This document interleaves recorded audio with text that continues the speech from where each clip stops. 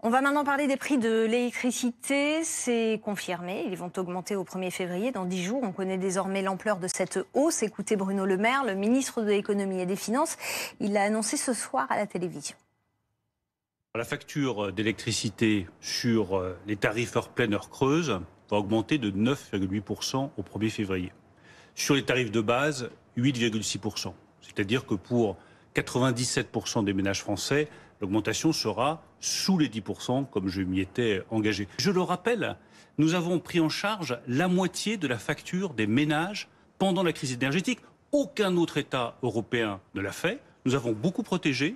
Nous revenons à la normale. Il faut aussi protéger nos finances publiques, parce que si demain il y a à nouveau une pandémie ou une autre crise, on sera bien content de pouvoir protéger les Français, les salariés et les entreprises.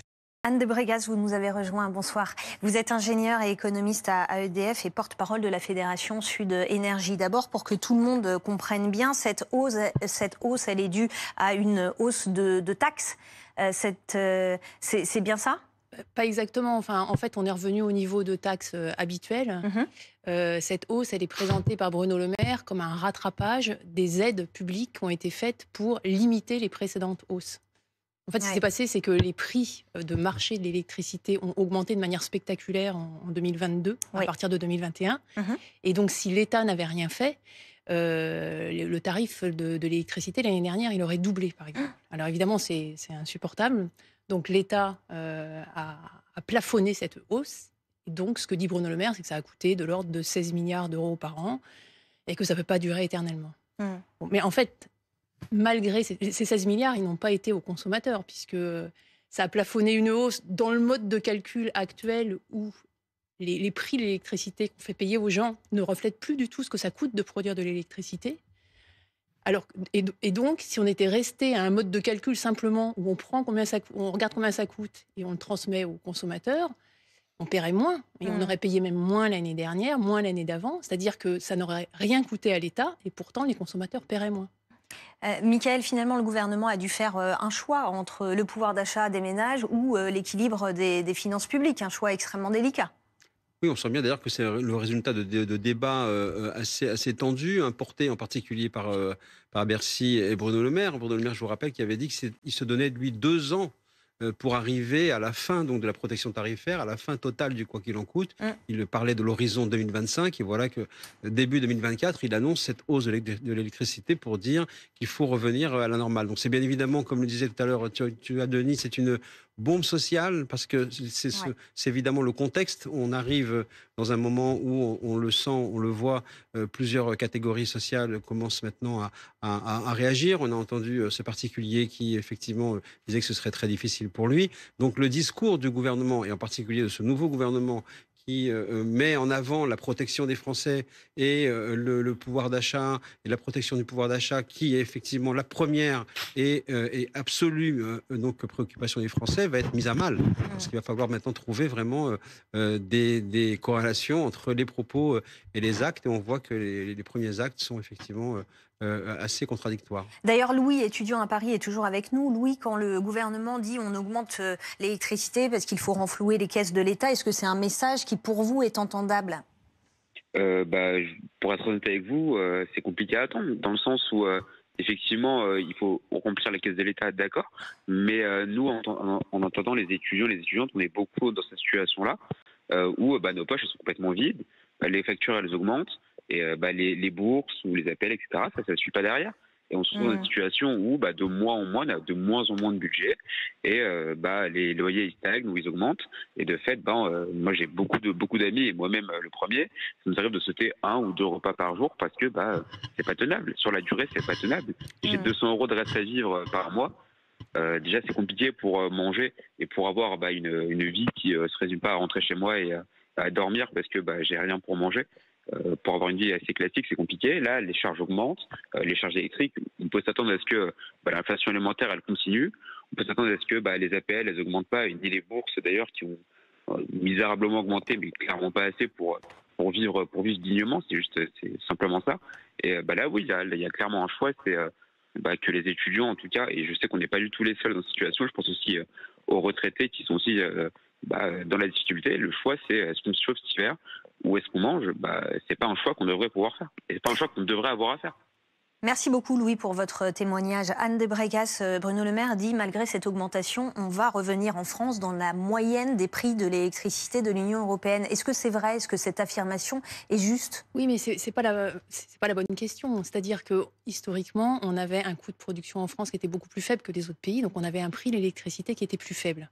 On a tous les pays européens se sont retrouvés pris dans une hausse spectaculaire des prix de l'électricité parce qu'ils sont tous indexé au marché de l'électricité qui est européen, donc aux règles européennes qui a imposé de financiariser l'électricité, qui, on l'entend pourtant, est un bien de première nécessité. Et donc, effectivement, on est peut-être pas pire que les autres, mais le résultat, quand même, c'est qu'on met, à nouveau, on a mis de l'argent public par milliards, par dizaines de milliards sur la table, de l'ordre de 40 milliards, qui n'a pas été aux consommateurs. Puisque si on était resté dans un système où on payait les coûts de production, ce qui est une promesse du gouvernement aussi, de faire payer aux consommateurs français les coûts de production français, on n'aurait pas eu besoin d'argent public et les gens paieraient beaucoup moins. Et on n'aurait pas des situations, effectivement, vous avez raison, c'est une bombe sociale. On a une question d'ailleurs, Tugdual, de Mathis qui nous dit comment le gouvernement va faire pour que les foyers moyens puissent passer à la voiture électrique, puisqu'il encourage les Français à passer à l'électrique, tout en sachant que les prix de l'électricité augmentent. Non, mais c'est là où on voit que... Pardon, excusez-moi.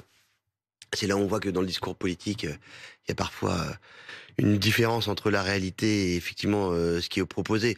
Le greenwashing du gouvernement, c'est très intéressant et c'est effectivement complètement dans l'air du temps.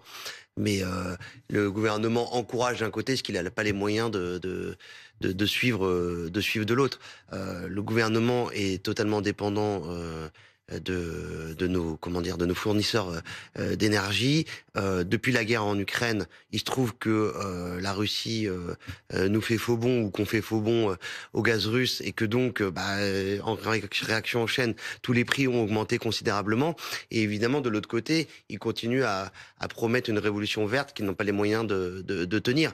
Honnêtement, je pense que la majorité des foyers français modestes ou même de classe moyenne, aujourd'hui, leur priorité, c'est pas de pouvoir s'offrir un véhicule électrique à plusieurs dizaines de milliers d'euros, puisque les voitures électriques continuent à coûter cher. Et c'est pour ça, d'ailleurs, aussi, que au niveau européen, il y avait une forme de folie à interdire les voitures thermiques à horizon proche, alors que nous, on a tous envie de respirer un air moins pollué, mais c'est pas du tout réaliste de penser qu'on va pouvoir arrêter et se passer des voitures thermiques dans un horizon proche, puisque les Français n'ont pas les moyens de s'acheter des véhicules électriques et encore moins de se fournir l'électricité qui permet de les faire avancer. Anne de Brégas, quel regard vous portez sur ça, sur cette incitation à aller vers la voiture électrique et en même temps ce prix qui augmente?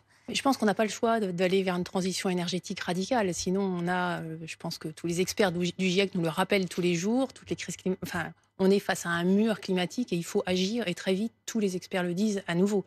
Après, est-ce qu'on a les moyens de se le payer? Moi, je pense que oui, on a les moyens, mais il faut arrêter de dilapider l'argent dans des mécanismes qui, finalement, ont enrichi les énergéticiens, ont enrichi des fournisseurs qui sont en fait des financiers.